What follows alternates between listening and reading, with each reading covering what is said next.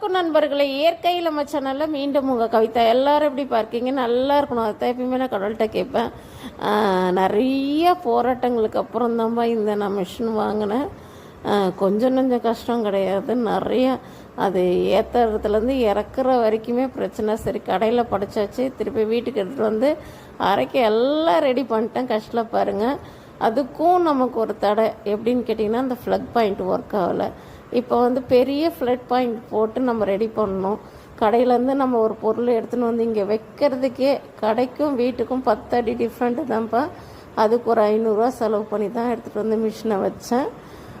இப்போ நம்ம ஸ்டார்ட் பண்ணலான்னு பார்க்குற நேரம் ஃப்ளக்கு சரியில்லை. இந்த ஃப்ளக்கு சரி பண்ணுறதுக்கு ஒரு ஆள் எனக்கு தெரியல. எல்லா விஷயங்களுக்கும் ஏதாவது ஒரு தடங்கள் வந்துகிட்டே தான் இருக்குது. அதையும் மீறி மீறி மீறி போயிட்டே இருக்கிறப்ப எப்போ இந்த ஓடல்கள் நிற்குமே தெரியல. ஏதாவது ஒரு விஷயம் நம்ம ரெடி பண்ணோம், சரி வாங்கினோம், போட்டோம், அரைச்சோம் அப்படின்ற ஒரு சூழ்நிலையில் இந்த மிஷின் வாங்க ஆரம்பிச்சிலேருந்தே நிறைய பிரச்சனைகளை சந்தித்தேன்ப்பா. லோனுக்கோசம் அலைஞ்சதுலேருந்து எல்லாமே திருப்பி இப்படி ஒரு பிரச்சனையா